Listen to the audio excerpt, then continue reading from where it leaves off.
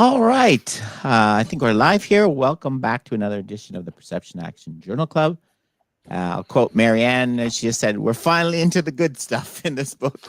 All right. We're right into the heart of, we're reviewing, for those of the first time we're reviewing Michael Turvey's book, Lectures on Perception. We've gone through long, sometimes very difficult chapters on kind of traditional approach to perception. And now we're into the ecological approach. And we're really getting into it today. Chapters on the ecological approach now. yeah, they're kind of they're the same format, but at least they're talking about direct perception and ecological optics and things like that. So I didn't have to look up quite so many words this time.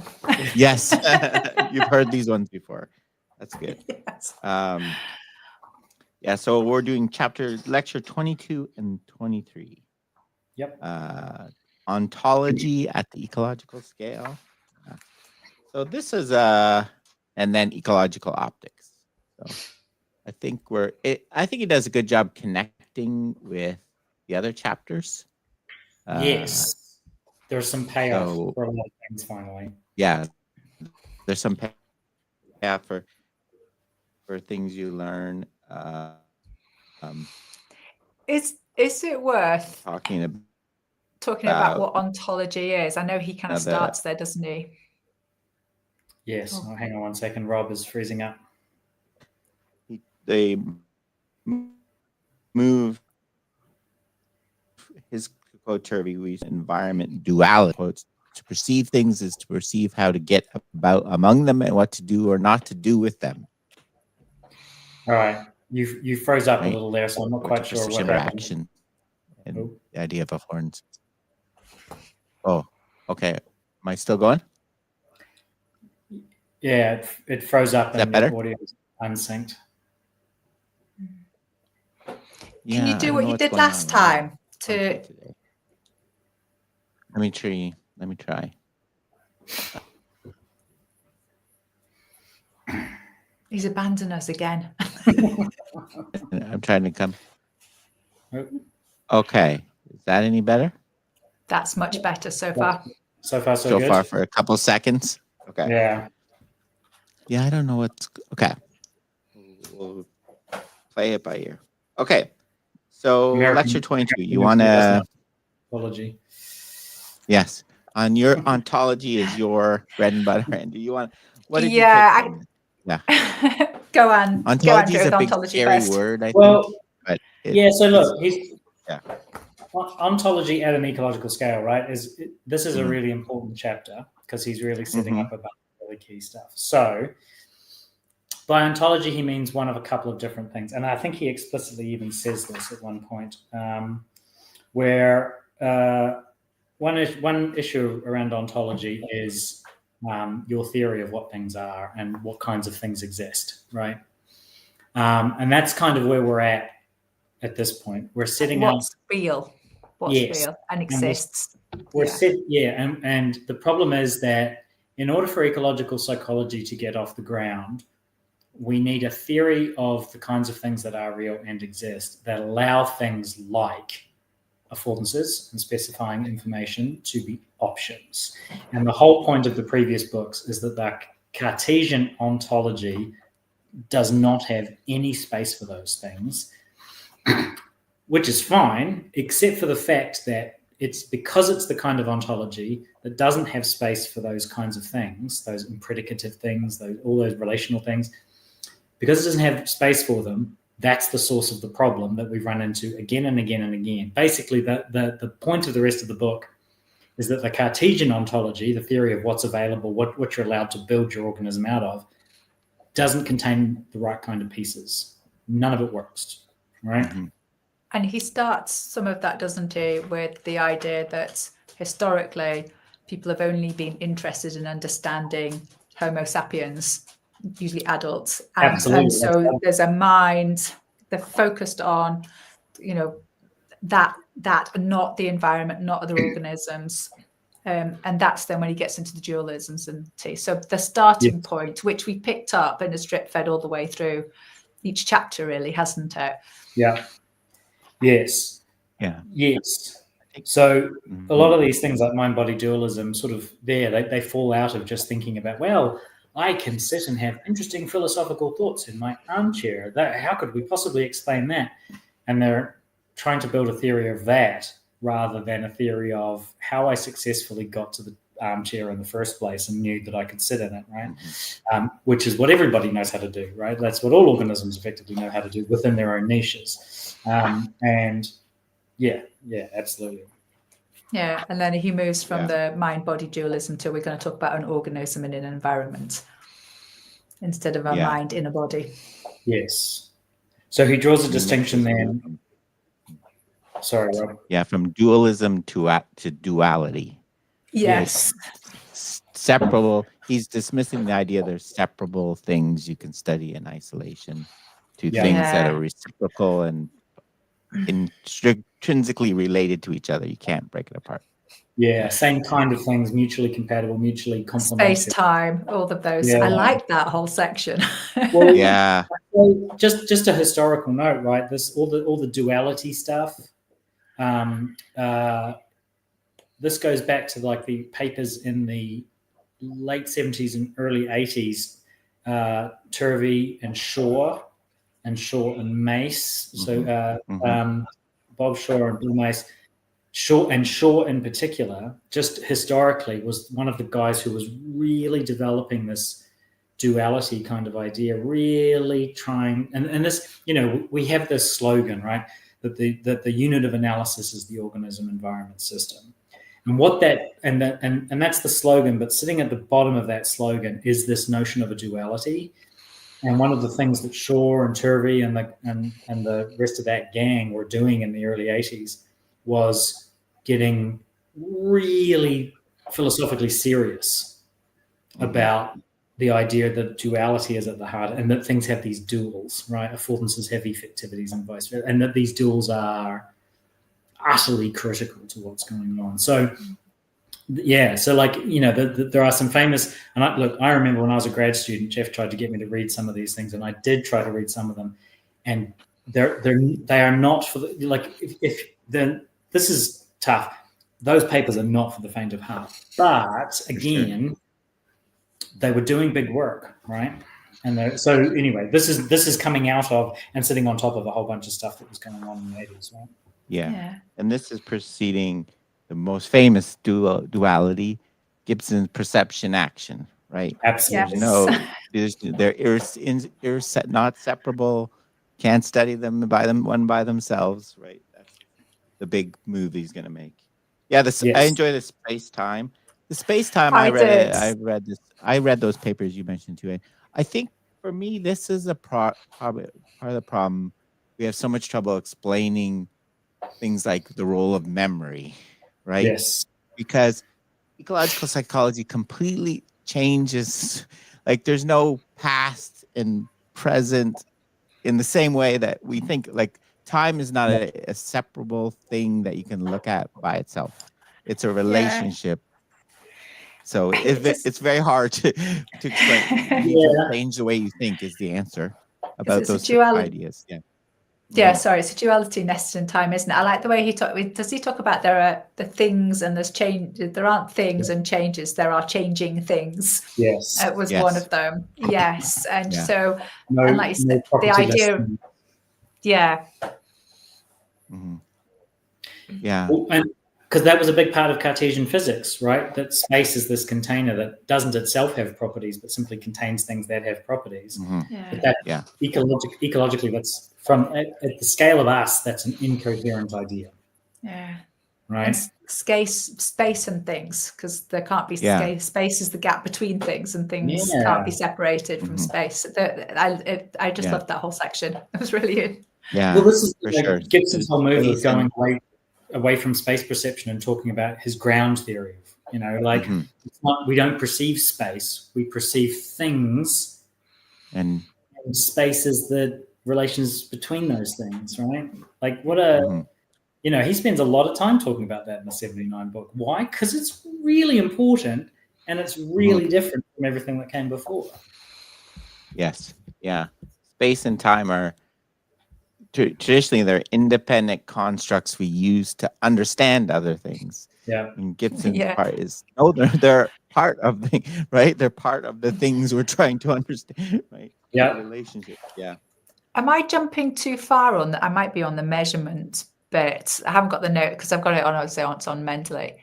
I chuckled when he talked about the fact that organisms have been, for example, perceiving space between things for like millennia, and we invent a ruler and then decide that the ruler's right. Yes. An organism's perception must be the one that's wrong, rather than okay if they're different. And also that idea, I think I might have jumped forward, so I'm sorry, but the idea of going to measure something in like a distance. We're all familiar with things like the problem of measuring a coastline because it changes every time you change the length of the ruler. How would an organism be able to move around space and have that time to contact with that concept of units of measurement? That was the first thing that I thought. Yeah. So you'd almost straight away say, no, that's not going to work. Yeah, measurement's going to become is. I think that's the next chapter a bit more. It's the ecological optics stuff, but measurement. This is the other thing to remember. Measurement was part of it. What's real and what isn't. Well, perception is an act of measurement, right? Perception is measuring the environment, and the question is, what is the ruler that defines the scale of that measurement? Yeah. And it's not the centimeter ruler. For reaching to grasping, it's the hand. For throwing, this thing. Yeah. For locomotion, it's something else. For sitting on a chair, it's something else, right? The thing is, we are many rulers, right? And this is Rinson's smart perceptual device kind of idea. This is the notion of color. Yeah. So the notion of measurement. When we get into the ecological optics bit, the remembering that this is measurement and that measurements come with scales, and that not all measurement systems are the same kind of system is. That's and we need to think about ecological scales. That was in that chapter, wasn't it? This idea of ecological scales. And then I think then he moved on into the like what is in and what is out. And again, it went back to the animals, and even was it a fibroblast, and the fact that their behavior is prospective and intentional, and there's lots of decision making in that. I don't know if that's worth exploring. Yeah, as usual, Turvey finds a example out of somewhere out of nowhere. You're like, wow, which I like. That goes back to the things that I'm interested in. For sure. And I get just quickly on that. Actually, one of the things that it made me think about, and I know he does talk about von Opfax, I don't know how to pronounce his name, but this idea of Umwelt, which I am really familiar with from animal studies, and it did make me think a little bit what is really nice for me in some ways. So Umwelt from that I've always understood it is an organism's perspective of the world based on its sensory qualities and what it can do, which gets really close to affordances. And this is a couple of 100 years earlier, isn't it? So he's leading into some of that. And then I'm thinking, I know that from somewhere else. But I was thinking, it's interesting that that these, and I guess this is historically understanding animals and understanding babies, which are two places that there's a lot of into this, weren't connected, were they? They were just completely different fields. Yeah. So one of the worries about that kind of Umwelt kind of idea is that it makes everything subjective, right? Oh yeah, no, I get that. I just think but this is one of the things. And that concern only comes up if you're a Cartesian. Basically. Yes. I was going. Yes. Right. Yeah. And so as soon as you are talking about dualities, as soon as you're talking about complementarity, as soon as you're talking about organism environment systems, the whole thing hangs together. And so Turvey has a section in this chapter where he calls affordances a lawfully benign relativism. And what he's talking about there is the fact that there is that sense of everything's relative to the organism, but it's not the beginning of a slippery slope into everything being subjective and made up. It's a perfectly benign form of this, right? Because it's grounded in laws and so on and so forth. And so, isn't that Gibson's has quote? Yeah. Things are subjective and objective at the same time. Isn't that Gibson's? Yeah. Well, yeah, and it's just that subjective and objective are just the wrong words, right? It's just we're doing something else. But no, you're right, Marianne. All that stuff is so key, and the idea was absolutely floating around. But from the Cartesian point of view, if everything's relative, that's that's where you get sort of idealism kind of philosophies where everything's invented, right? Yeah. It's hard to see how to be a realist under those terms. But what Gibson is here's how you be a realist and stick to that fairly straightforward truth that the embodiment of an organism completely structures how it interacts with its environment and engages with it. Yeah. Is it worth? I don't know how much people listening will know. But from what my and I've come straight out of work into this. He then talked about actually what affordances were, and there was almost like a formula from the Turvey et al. Paper about affordances being in an environment, a place and time, and then went on to talk about our organisms relational or what's the other word? Brain. Dispositional. Yeah. Are those is that worth exploring then? Kind of like what an affordance is, and then I know the relational dispositional affordance thing is still a bit of a some people. May I take this one? Yes, please. I think it's right. There's a few things going on here. So, right, we're in the chapter Ontology on the Ecological Scale, and so he's laying out the kinds of things, drawing from previous lectures and all that sort of stuff. He's kind of pointing to the things that an ecological ontology needs to have in them. And the practical upshot of all of those considerations is that the ecological ontology is best represented, ironically, but best represented, the best exemplar of what it means to be the ecological ontology is affordances. Affordances are the ecological ontology, right? They are the thing that is real, that is relevant, that is perceived, that is the object of perception. And also they're the kind of thing that has the kind of thing that they are only is possible within a certain ontological framework. So what affordances are and how they work is a manifestation of the ecological ontology. So that's the first thing to know. Then the second thing is around, right.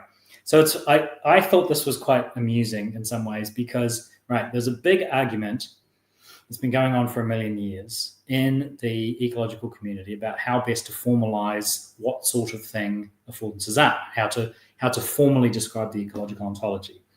And Turvey and others in a few papers proposed that this dispositional ontology, effectively that affordances are best considered as these dispositional properties of the environment that are complemented by dispositional properties of the organism.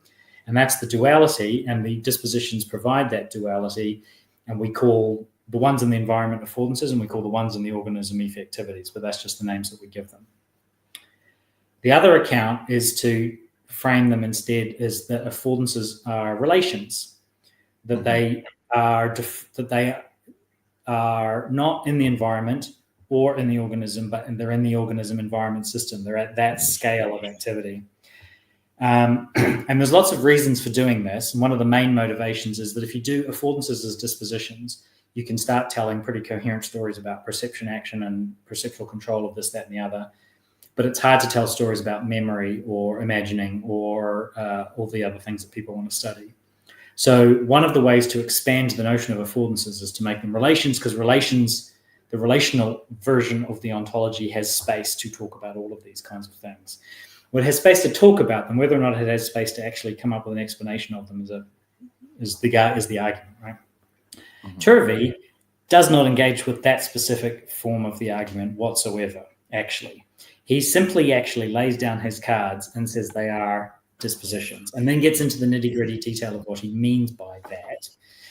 But then he's got the section, the dispositional and the relational. Dispositions have a relational quality to them. Disposition. He points to a quote by Reid saying that affordances aren't relations in and of themselves, but they become relations when they are used.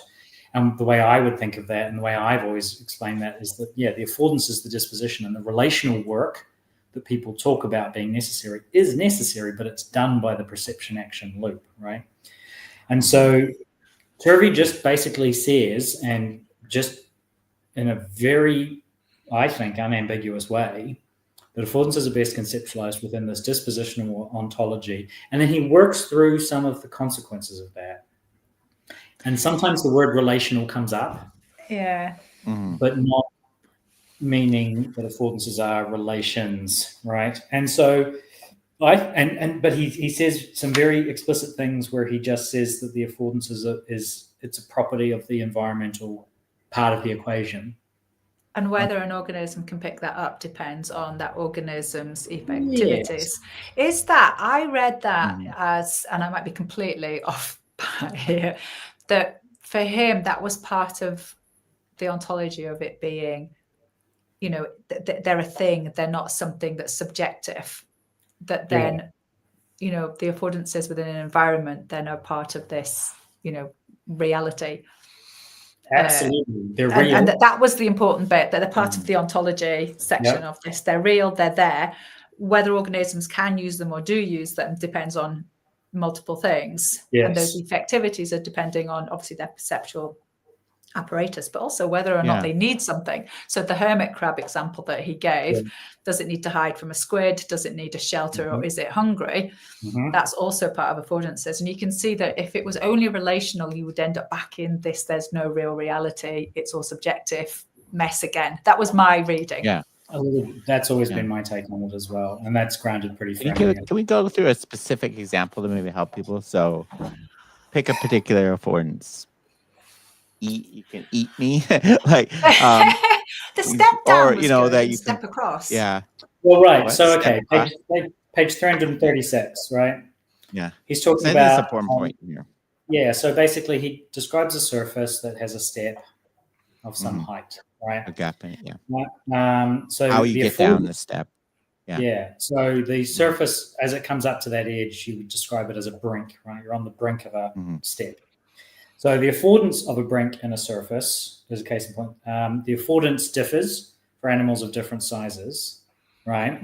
And so a large animal can step down a certain step. A middle-sized animal might be able to jump down it, and a small animal would have to crawl down it. So the affordances on offer to that organism relate to the organism's properties. Right? Effectivities, Yeah, but this is it, right? In the sense that but then he says, so there's these three affordance properties that are available to different organisms, right?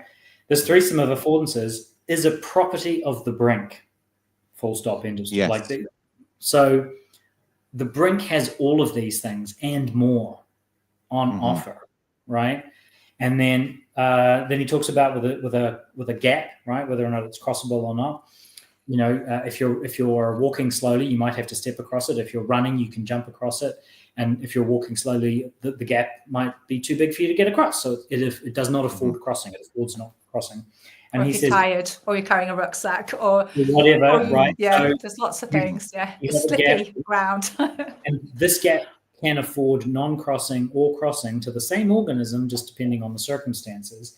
And he also says that pair of affordances is a property of the gap, right? Okay. So the way I've been trying to describe it is the word affordance is part of the scientific analysis of the perception action loop. And by analysis, I mean the breaking down of it into the various bits, right? Affordance is the label we give to the organism environment perception action loop that resides in the environment, right? Effectivity is the name that we give to the set of properties that reside, are embodied or implemented by the dynamics of the organism. When those two are brought into a relation, i.e. through perception and action, they are placed in a relation, then a behavior emerges from that. And the behavior that emerges depends on the affordance, the effectivity, and the relation into which they are placed, right? So part of the issue is that affordances is the way of describing their world. That's what's out there to be perceived. Yeah. It's not the whole behavior. And this, I think, is the mistake that people make, is that they want behavior and affordances to be the same thing. And I don't think that they are. And Turvey does not think that they are, right? And he then... so the importance of stepping over a gap exists irrespective of whether you perceive it or not, depends on your and Absolutely. how, and that results in behavior. Yeah. Like, Yeah. I'll give you an extreme example. In this state I live in, the affordance of stepping over the Grand Canyon exists for an infinitely large organism, Dinosaur. a huge organism. No organism on Earth perceives that, right? Because Right. they don't have the activities, but that affordance exists. And because it exists, in principle, evolution could produce an organism that was able to perceive. Yeah. And this is where we get into the entropy, isn't it? And Yes, we're also, in the free energy. which I think Yeah. is fascinating. And again, I'm sure you two will both be explore this a bit more. He also talked about the fact that an organism could potentially perceive various affordances that were open to that organism. Yeah. But once they chose one, then it collapses. And I can't remember what the word was on that. So you've got this open, that it's like coherent until decoherence. The choice is made, and then you get decoherence. And it made me think about what was the work on I can't remember what it's called now. You know, holding those possibilities open as long as possible in skilled performance before you choose. By choosing. Yeah. Yeah. I think because that's fascinating. That's it. Skilled intentionality framework. Thank you. So I think that's purposeful, right? Does this make the potential affordances for something in an environment essentially boundless? They could be anything. No, like if they're not, or is it just based? Is not it when we define the if it's not in terms of the person? Is it physics? How do we define the set of affordances for an object in the environment? It's not boundless because there's a finite number of things you can do with the thing that's only got a finite number of it's properties. very large. Yeah. Right. Yeah. So it's a large set, but you know, the sofa that I'm sitting on affords sitting on, it affords standing on, it affords lying on, bouncing. Yeah. If I was big enough and strong enough, I could pick it up and throw it, right? But it doesn't afford eating. And why? Because it's not made of anything that I can eat. Right.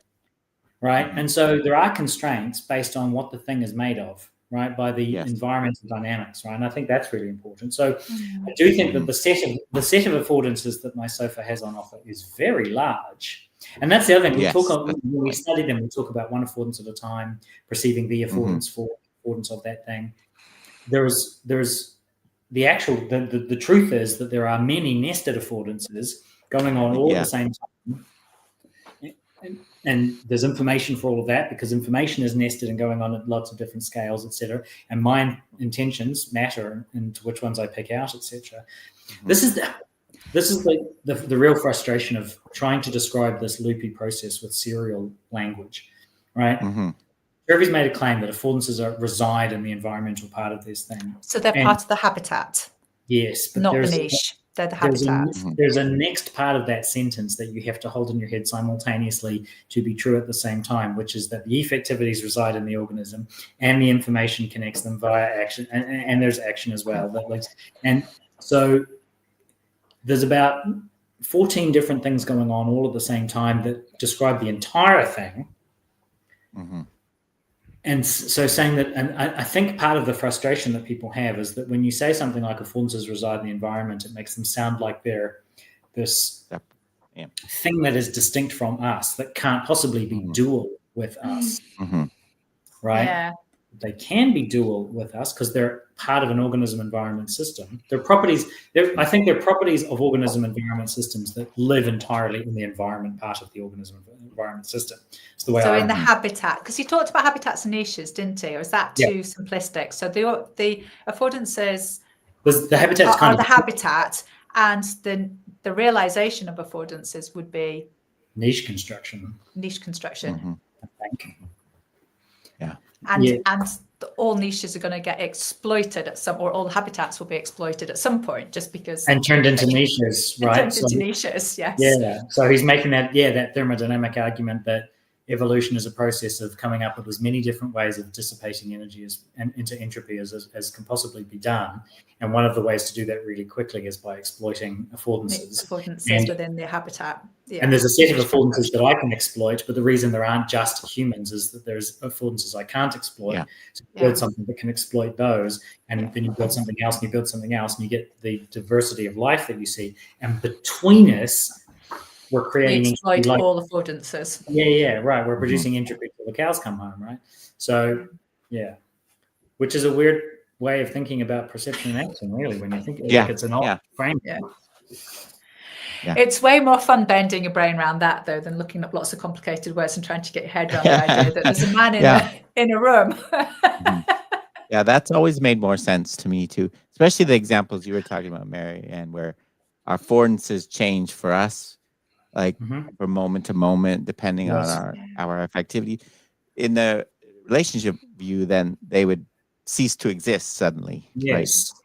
Right? That's always kind of frustrating. They're not perceived anymore is what's more satisfying to me. Because my affectivities have changed. Exactly. They're still there. One of my concerns about, say, Tony Tamira's notion of affordances is the kind of relation that they are makes it, the way he writes it in his book in 2009 made it seem like if I'm not currently capable of doing something, the affordance doesn't exist. And then my question is, how do I ever learn how to do something new if the affordance doesn't exist to provide me with the pull that I need in order to be able to organize my behavior, right? If I have to negotiate the entire damn thing into existence in order to do something new, how is that possible, right? You need something other than affordances to drive learning. Yes. And the question is, what the hell is that, right? So back to a reality that is, And so, I think Turvey is committed to the right things, and I think he's making those decisions because he is worried about all these issues, right? Like he needs affordances to be pretty weird, but he needs them to be able to do certain things, right? That's the whole point of an ontology, right? Yeah. You have an ontology where, like, you have a set of things that you think that are real and that are possible. Why? So that they can do stuff. Yeah. I think he wants to, he's trying to, given all the history he's shown us, he's trying to replace, like he talks about affordances, the new primary qualities of an object, as opposed to its color, its size, right?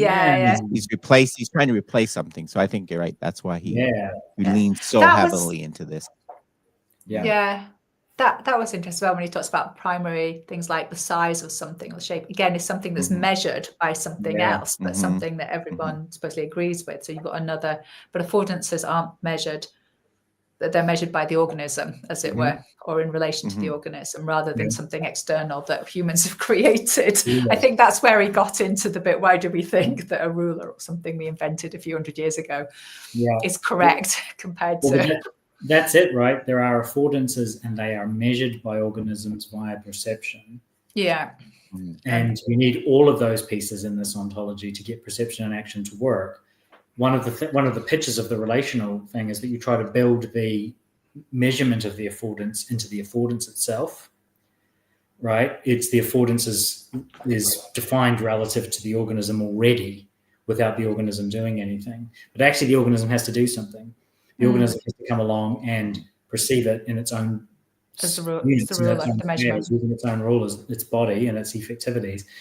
And that's really important because the thing is, if you don't measure the environment accurately with respect to your actual own effectivities, then you die, right? You get run over by a bus, you slip on the ice, you miss that step and you fall and it goes tits up, right?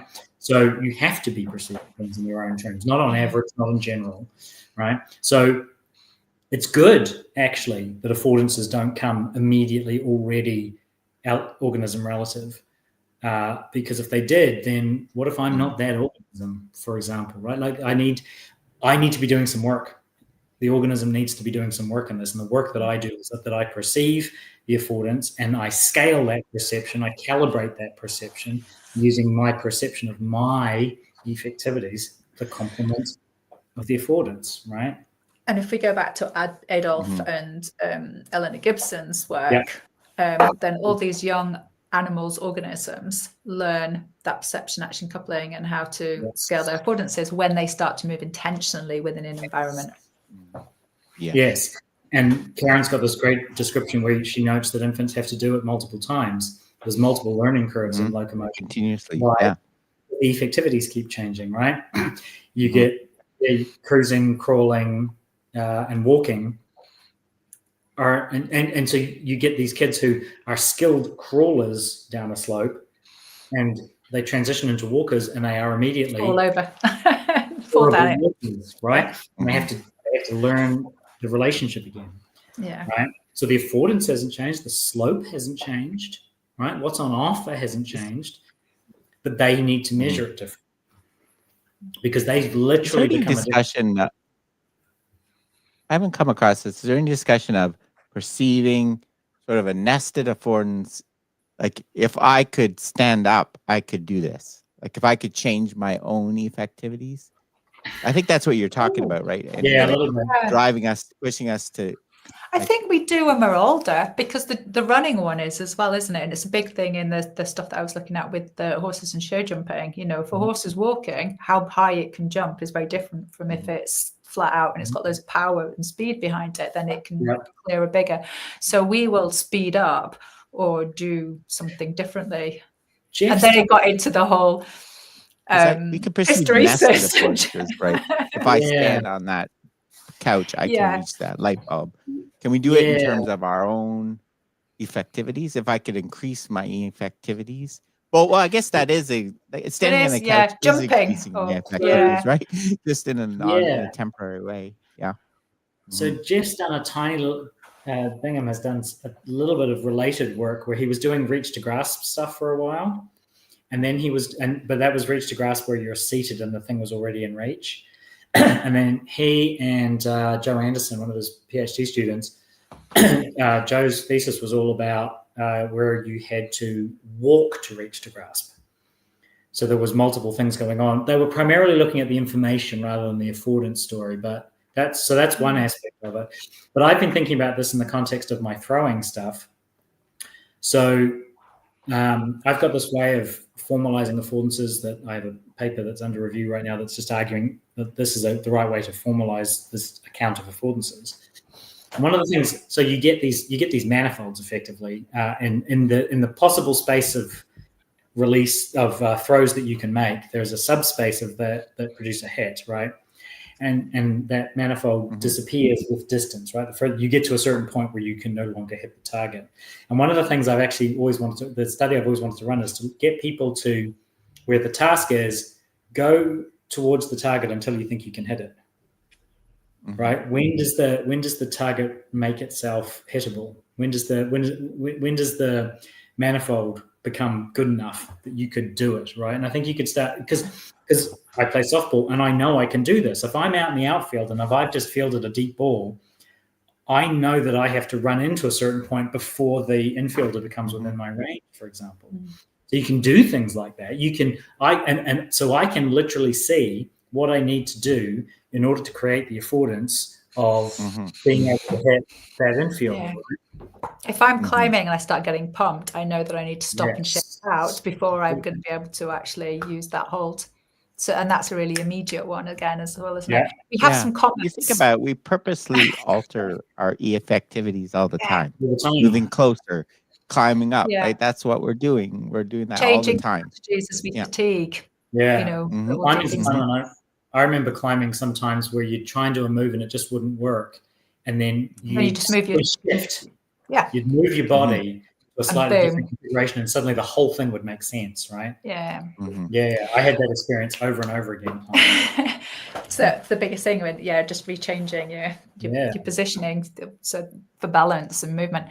There are some comments. I don't know whether you I'm looking at them. I'm just going to put this one up here. Being asked some complicated questions, which is great. So affordances are a set of solutions that is available in the environment to an organism.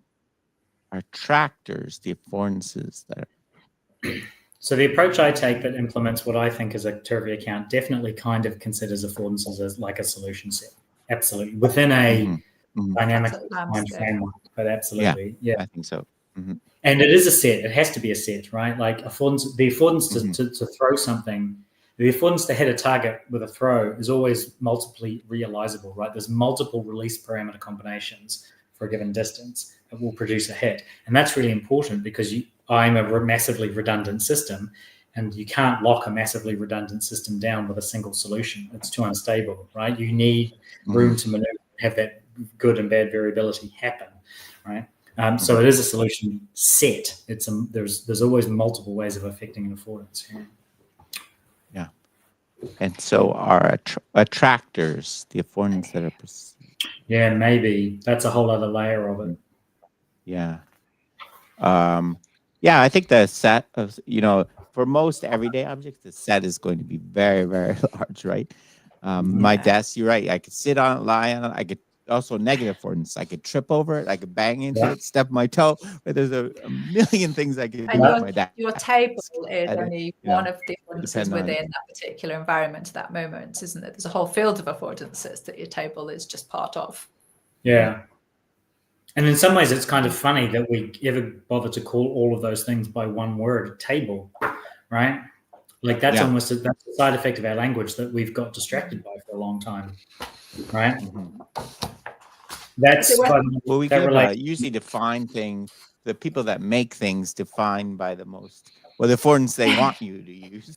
Right? That's how we label objects, right? Or and but that's design as well, right? This is why affordance features so prominently in design. Is that there's lots of different ways of making something, and as soon as you're designing something, there's the possibility of good and bad and everything in between design, and it's all connected to affordances. That was Donald Norman's whole argument, right?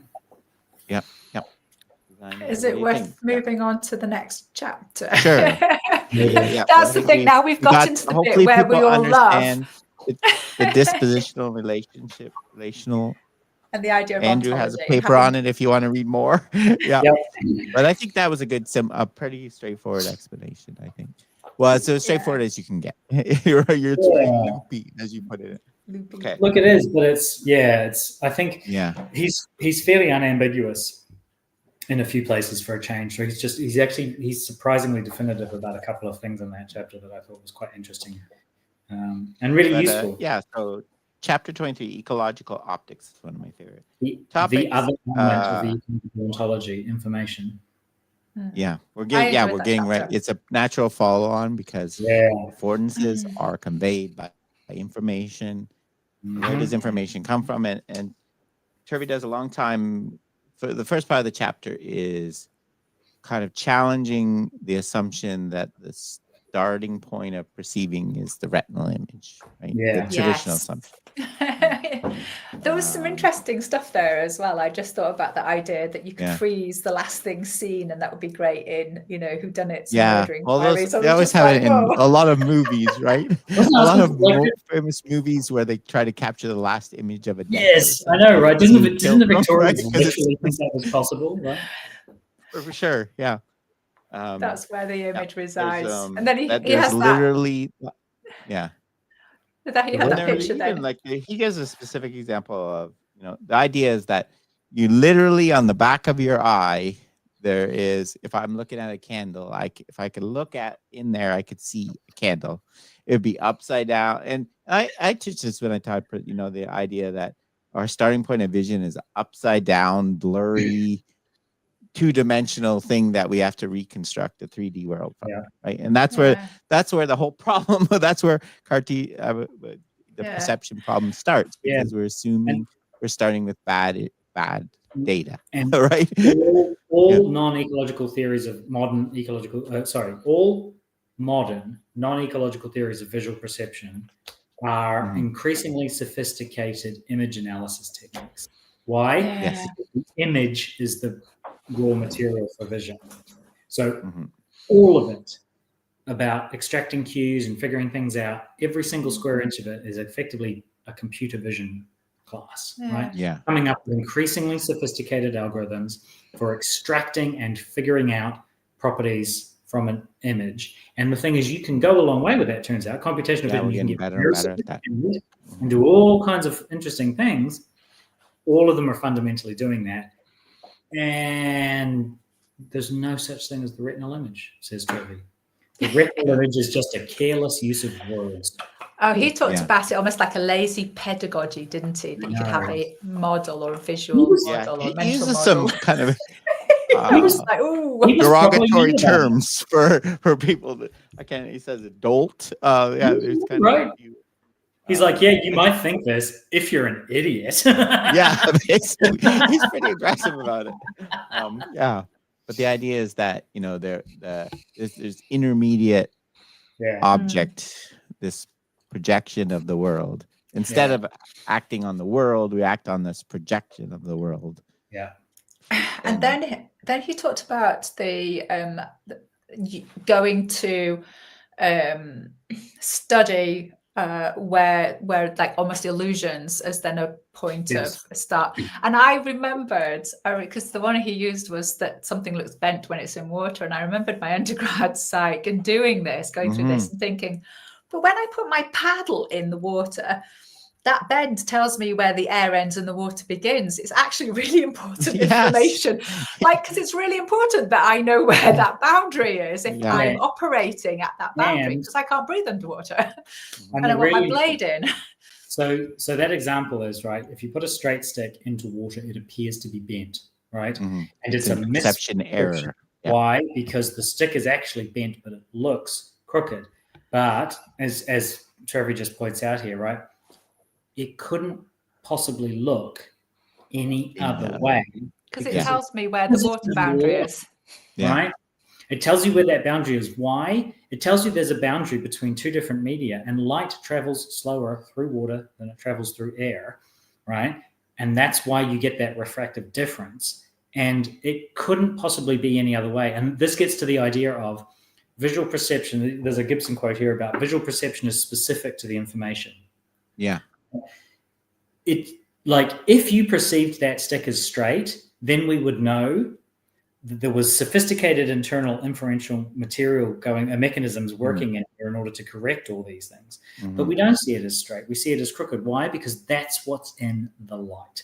And you couldn't see it any other way, because that's what the light is telling you, right? Yeah. And to see it any other way is dumb. And to think of it as a mistake is an error. And again, it gets back to this idea of, sure, the stick is actually straight, but if you look at the information is bent. It's telling you it's going from one medium to another. Yeah. And so that's telling you what the eye's measuring the information. It's not measuring the physical reality as measured in the ruler, right? When the water's dirty, you can't see the blade, but it doesn't mean that it's vanished. But it's getting the job of perception wrong, right? It's saying the job of perception is to reconstruct the absolute physical qualities of this object. It's a straight object, it's made of wood, it's brown, whatever. It's this long, no matter what the context is, right? Where a job of perception is always to reconstruct. If this object is straight, it's always straight. Object is, that's not the job. Instead of perceiving the environment, it's to perceive the object. Yeah, right. It's the dualism, right? It's dualism again. But this is why information is a really critical part of the ecological story, right? Is that there is the world. So, and this was the first thing that Jeff taught me when I was his PhD student, and it's the thing he drilled into me for the entire time.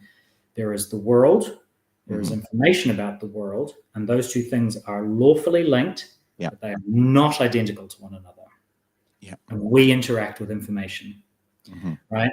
So information doesn't mediate our access to the world, but it is the thing we're in contact with.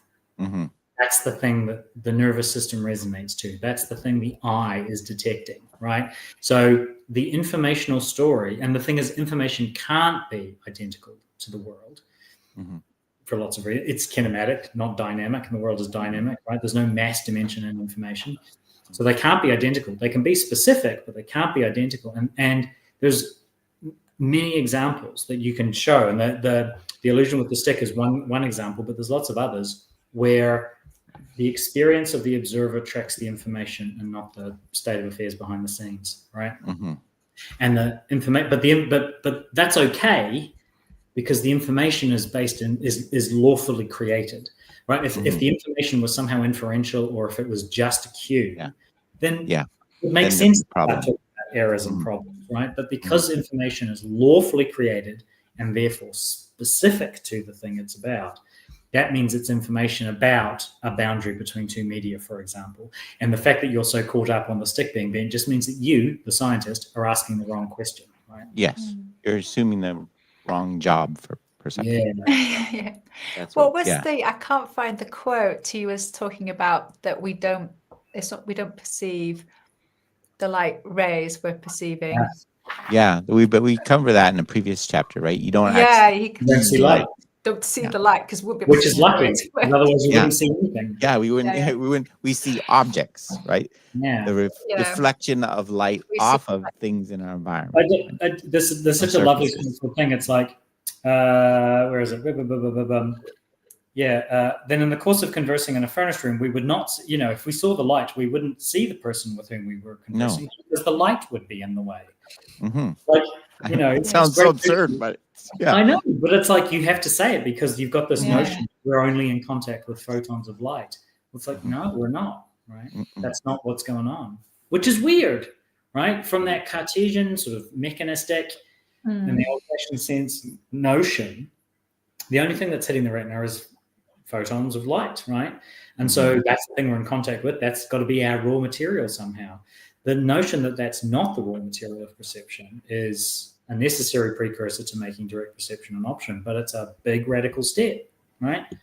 We've talked about the fact that, as far as I know, Gibson's the first person to even propose an idea in which it was plausible, the direct perception. I don't know that anyone else has ever done it, right? Does he get into Lee's swinging room after that, which I love? Yeah, well, so he goes through a few examples. So that's Muller liar, yeah. So he does the 4 types, the climbing, the 4 types of perceiving. Yeah, you appreciate that, Marianne. I did. Yeah, it was. I really enjoyed these 2 chapters. And his famous diagram of ecological optics. Yeah, where the light. So the structure of the chapter is that he's going to critique a bunch of common objections to the ecological approach in the form of illusions and things, and he's going to use them as a way of laying out how you would tell an ecological optics story or an ecological information story about what was actually happening in that situation. So it's quite a nice structure. He's getting 2 jobs out of what he's talking about. One is that he's refuting that the illusion is a problem, and 2, he's reformulating the illusion as explicable by if you pay attention to ecological optics, and here's the specific element of ecological optics that allows you to that allows you to explain that. So it's quite an interesting structure. So so the first thing he talks about is prisms and prism adaptation, and the idea is that doesn't invert the retinal image. What it actually does is it screws with everything.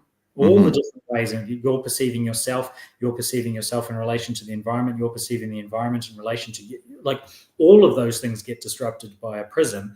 And if it was just flipping an image, it couldn't possibly be doing all of those things, right? No. So that's a hint. The data is telling us that notion of it just being an image flip is not an adequate explanation.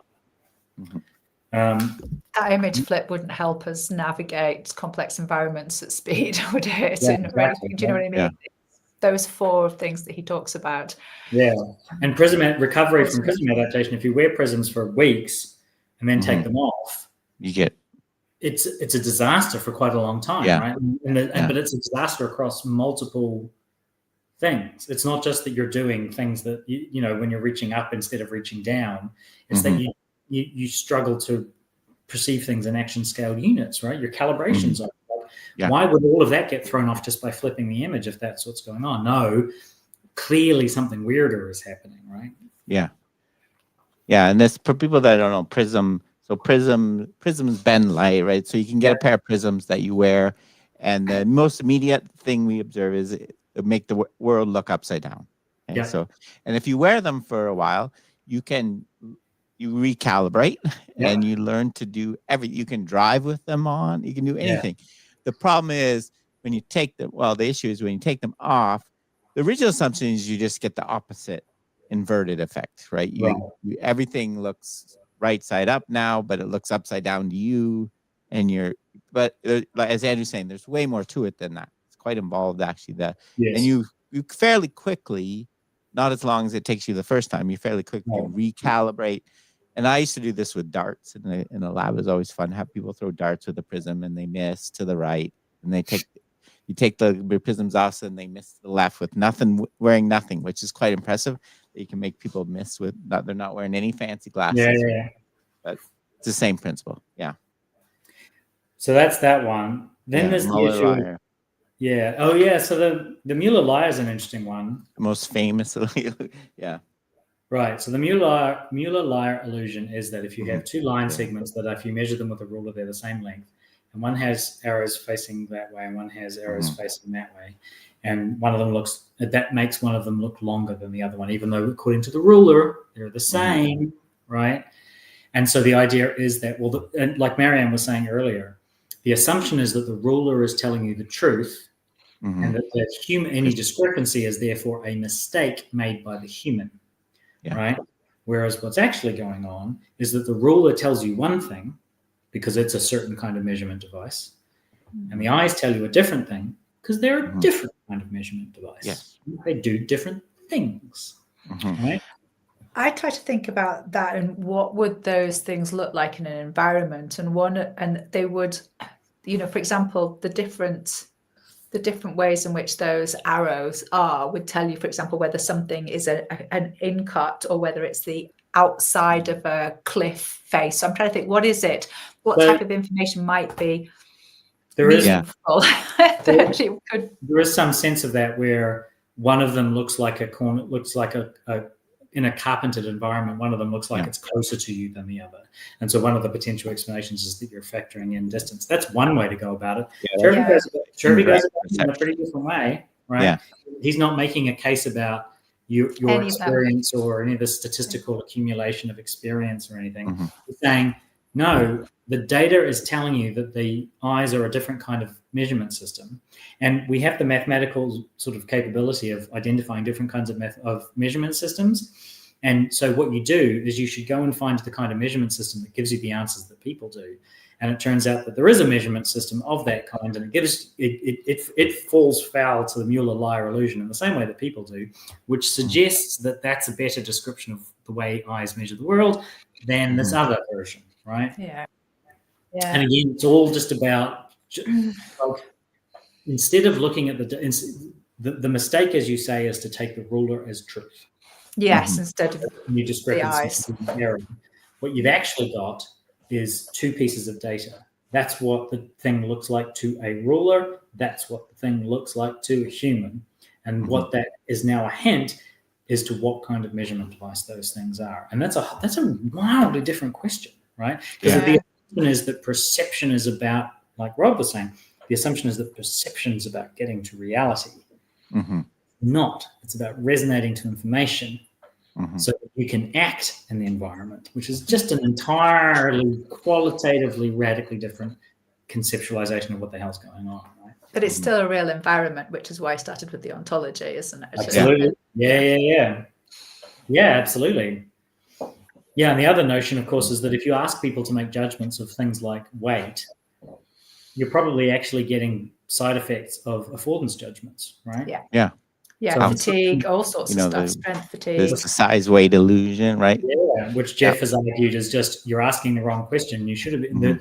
They're trying to give you an answer about weight, and what they're actually giving you an answer about is throwability. Yeah. Now, whether or not that holds up, there's arguments about exactly whether or not that particular analysis holds water. But the basic idea is the psychologist asked the wrong question. It's only a size weight illusion because the psychologist is asking you about And why would a human want to be, right? Yeah.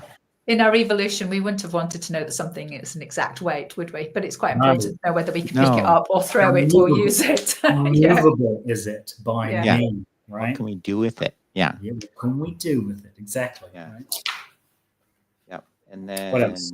The Ames room. Oh, the Ames room first. I loved his room. Yeah.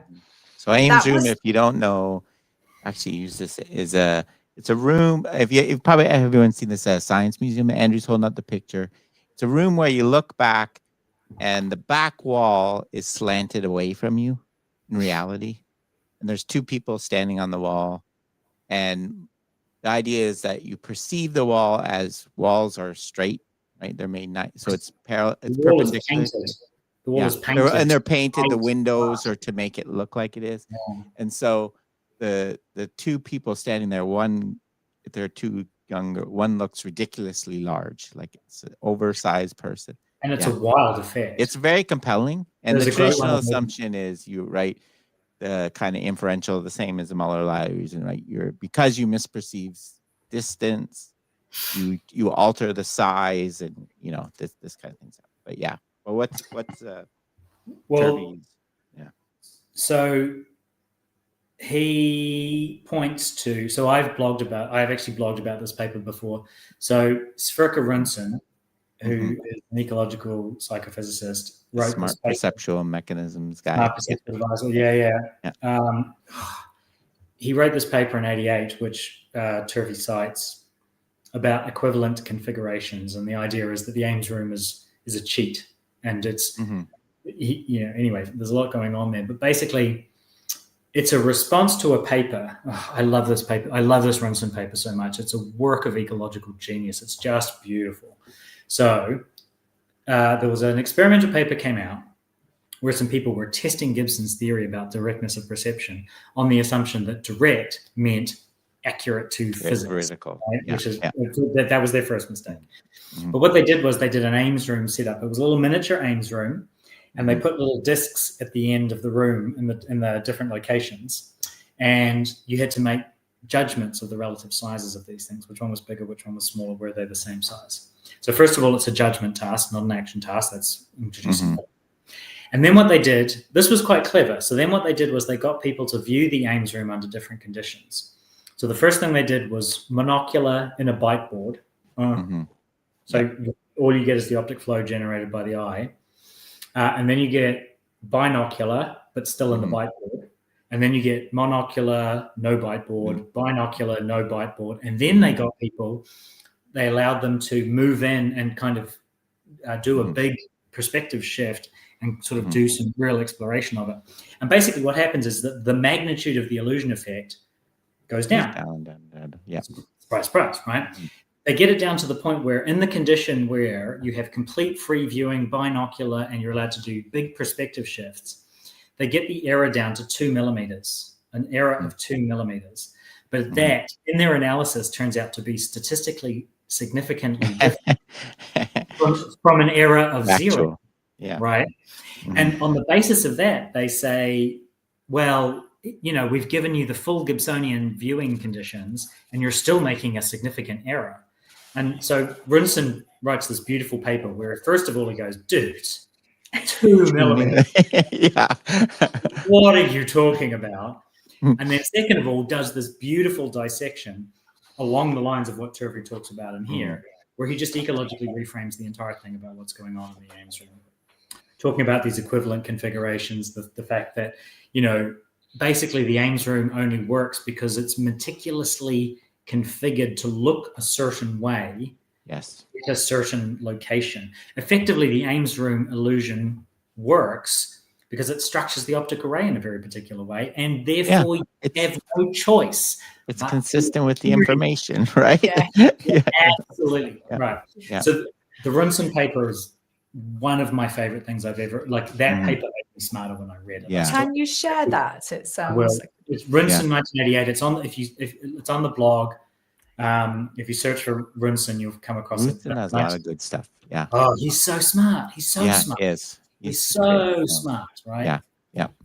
But this paper is just beautiful. But that's kind of one of the general most illusions are privileged viewpoints where there's, and this is with Gibson, by going back to last texture, everything is changing and dynamic in our environment. We're creating this artificial situation where there's no change. Right? We're removing most of Gibson's in perceptual invariance. Most of his information comes from.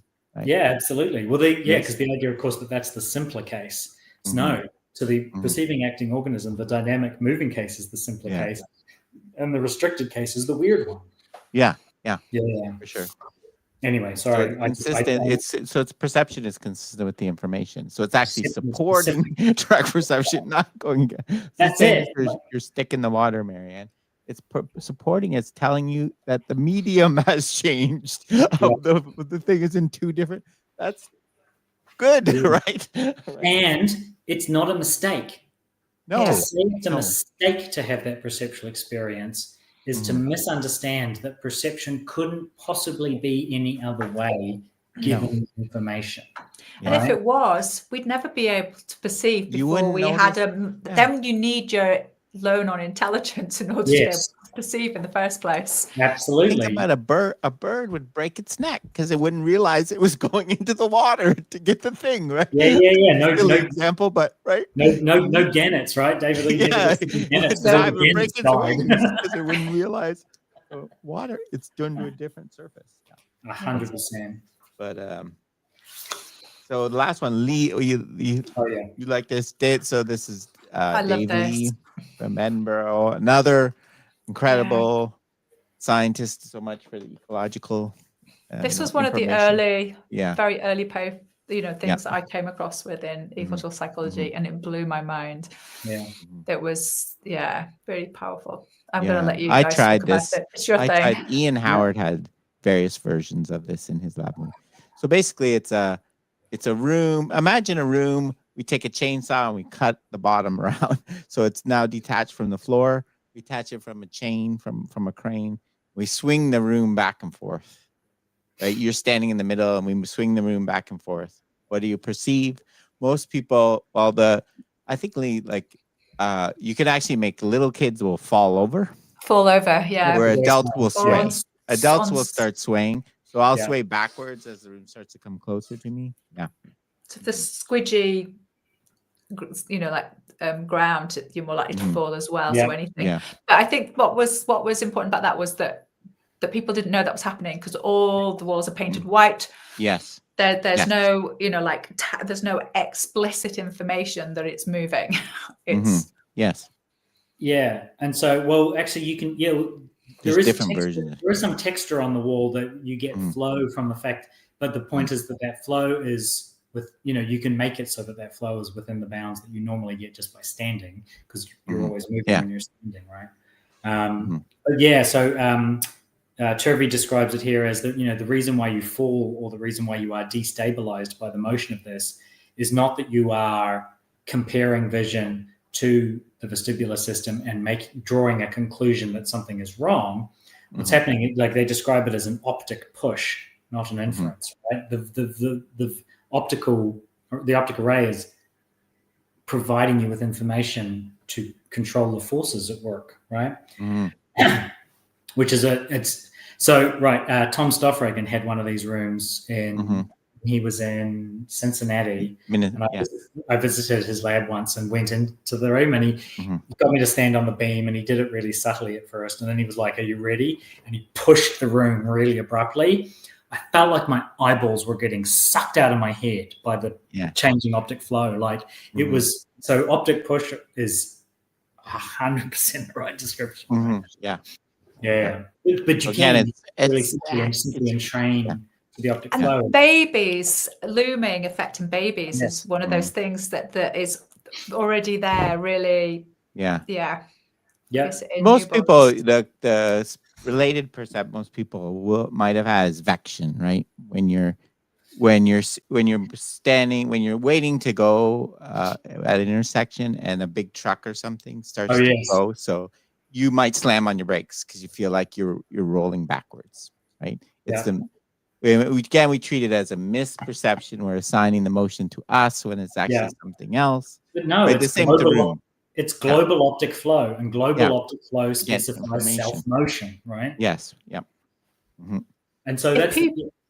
I was going to say, if people knew the room was moving, they wouldn't rock. It's because they don't know the room's moving that they try and stabilize their posture. Is that right? I don't know, actually. If you tell people what's going on, how much are they able to stabilize or resist the coupling? I don't know. I don't think you can. I the don't think knowledge of it doesn't really. Yeah. No. Ian Howard he studied stuff for space travel, and he had a version of this where you could flip the room upside down, and you'd be hanging. And I could feel the weight of the straps on me, holding me up, but I still perceived it everything upside down. as being right side up. You perceive everything as being right side up in the room after a few seconds. It's really weird. It's because the optic flow doesn't look like the room's moving, isn't it? No, that's why the optic flow doesn't look like the room's moving. And if you're it wearing did, a tie, it's doing this, but you have a lot of counterfactual things. But Bill, again, the point is it's consistent with the information. Yes. Right. Yeah, that's it. The perceptual experience is specific to the information. Because if there's something that was obvious, sorry. Yeah, and global optic flow, when everything you see moves together, that is specific to the event that you are moving. Self-motion. That's local optic flow. So local optic flow, something in the environment. When one thing moves, it means it's you. Yeah, that's what I was trying to say. That's that the optic flow is telling, or the optic flow is that we're moving, not the room. And again, this is the advantage of information, is that if you don't, it's not that global optic flow is a cue or a hint. No.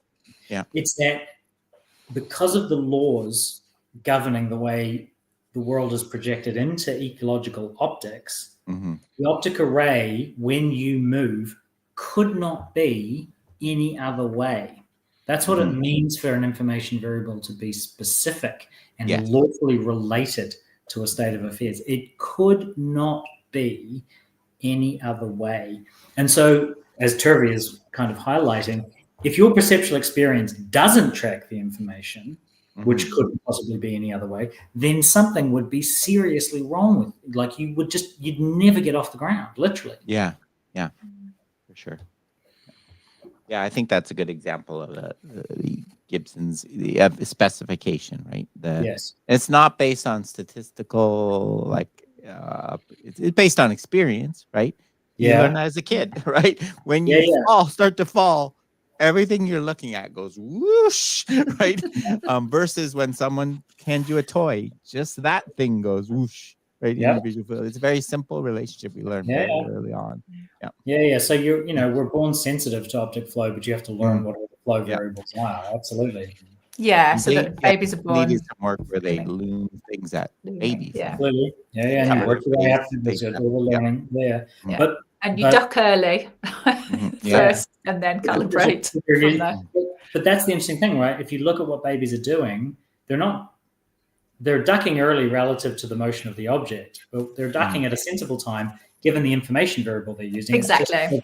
Latched onto not the best information variable. They've latched into a simple information variable that isn't quite, that is roughly informative about what they want to do, namely duck, but it's not specific to the timing of the ducking. They've got to velocity, but they haven't got to. They don't precise timing of ducking. You're not looking for that. Behavior, their behavior, their mistake in ducking is it's them. The mistake is simply that they're coupled with the wrong information variable, or they're coupled with a different information variable than the experimenter thinks is the correct one, right? But it's an important one from the evolutionary perspective, because it's much safer to duck early than late. For sure. Good chapters. I enjoyed those. Well, and the last one, just really quickly on the Necker cube, is really nice as well. So the Necker cube is the visual illusion. It's this wacky cube, right? That's great. The cube, if you stare at it long enough, it flips. Yeah, and if you stare at it long enough, the orientation of it flips. And the idea is that that's a mental phenomenon, that the flip is happening mentally. Stable perception, right? But if you examine the geometry of what the geometry of the object can tell you, given that it's a cube that's on a piece of paper, not an actual cube, right? The flip is, the ambiguity is in the information. So there's an ambiguous perceptual experience. Why? Because there's an ambiguity present in the information because of the nature of the projection of the 3D object onto a 2D piece of paper. Perception is, again, specific to the information, right? And that's a really cool example, because it seems one of the arguments, but if perception's direct, right? you've got, this direct access. You've just got this free ride out into the way things really are. Why would you have this flip? Well, that's not what direct perception means. Yes. And so when the information is ambiguous, your experience will be ambiguous. If there is ambiguity in the information, and why is there ambiguity in the information? Because it's a picture of a 3D object, and 2D pictures of 3D objects can be ambiguous. Right? No, yeah. So, That's back to the retinal image, right? Right. But yeah, that's a really important point, Angus. I love this one. That was really cool. Andrew, what direct perception does not mean that you have absolute accurate perception of the world at all times. That's not what direct perception means. It means you directly perceive information that is specific to, and then we're perceive, you get meaning from what the object affords you. Yes, and for Turvey, the thing that underwrites the directness of perception is the laws. Yes. Not Euclidean geometry. Not Euclidean geometry, but the laws that govern the projection of the world into arrays. That is a lawful process, and it's that law that underwrites directness.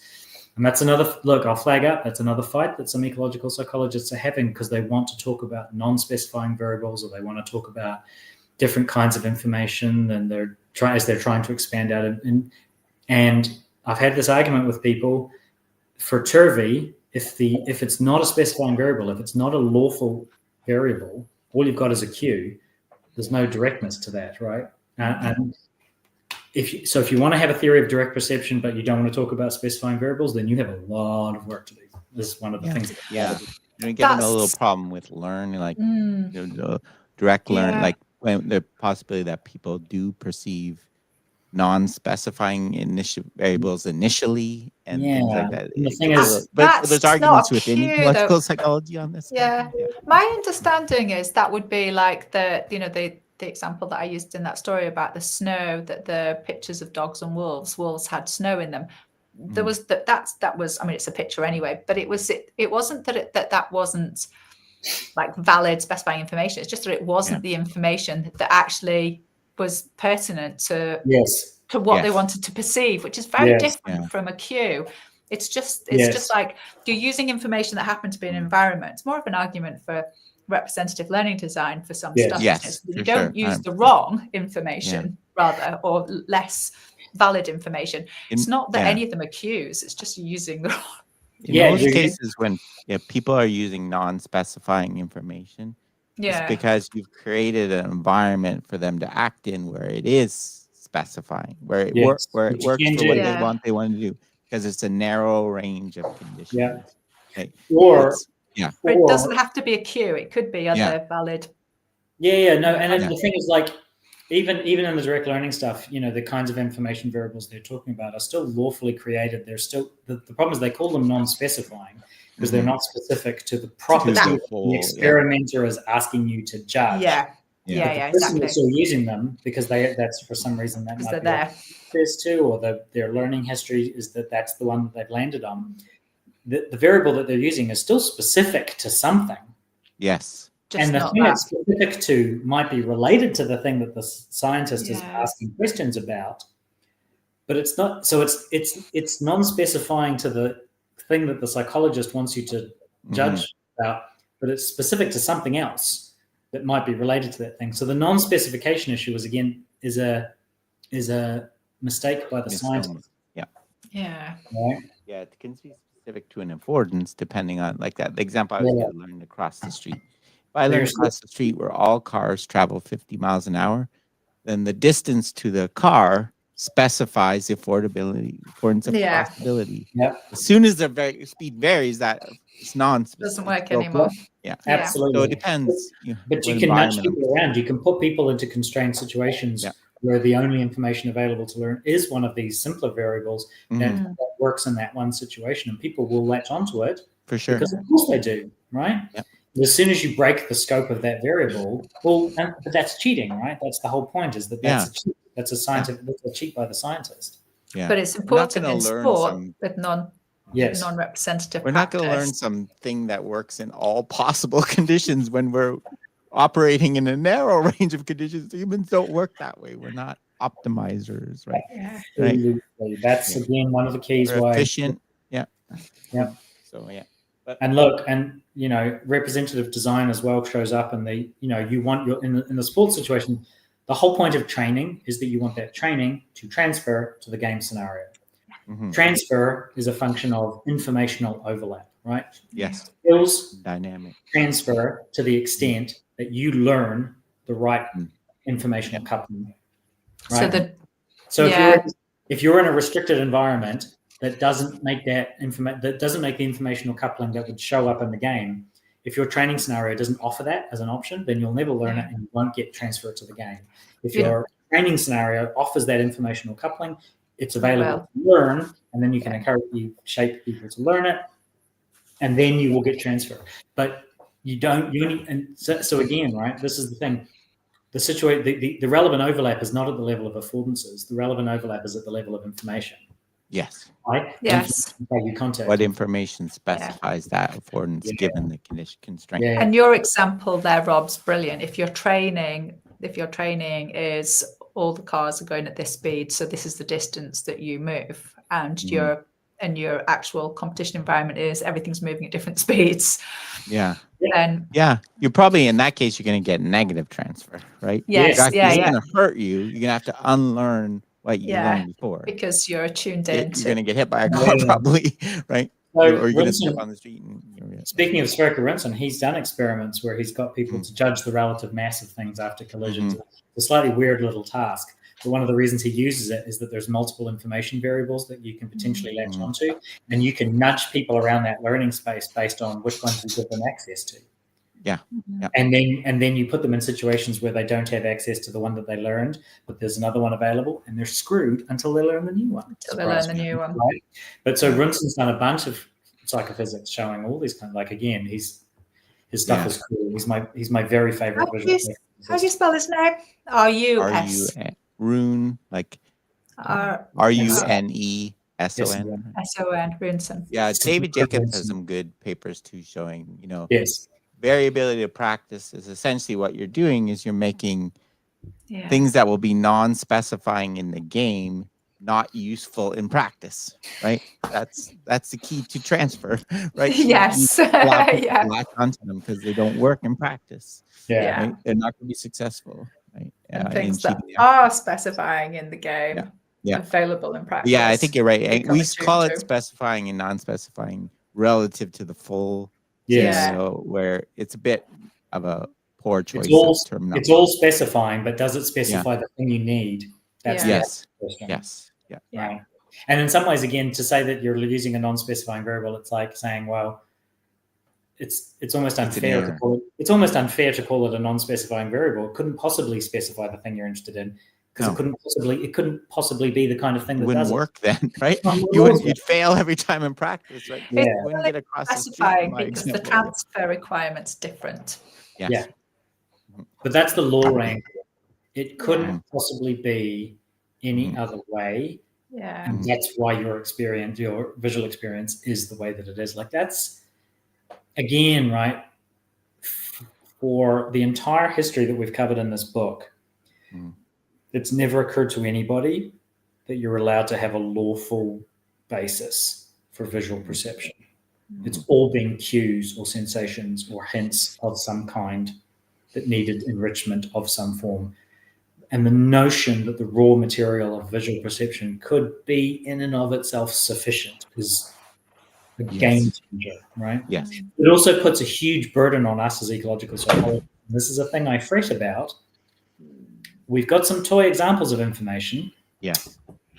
I think we owe the world a bit more. Yeah. I think that's been a concern of mine too, Andrew. Like everyone got super excited about Tau. Wow, this is a great example. And focus of expansion. We haven't had a ton of great examples since then. No, those ones are really sexy ones, right? I can perceive when an object's going to hit me without knowing how big it is or how fast it's going. That sounds amazing. Yeah. Look, I do information in the context of coordinated rhythmic movement, but it's a kiddie pool example. That's why I do it. It's like it's simple enough for me to understand.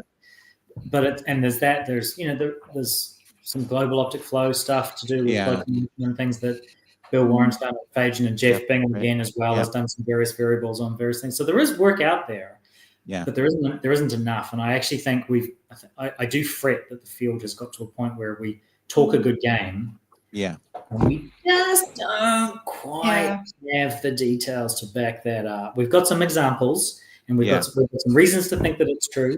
We've got some examples to demonstrate that we're on the right track, which is fine. But I just think it's time. I agree with you. Yeah. So if where's you're all the information? Where is it? Yeah.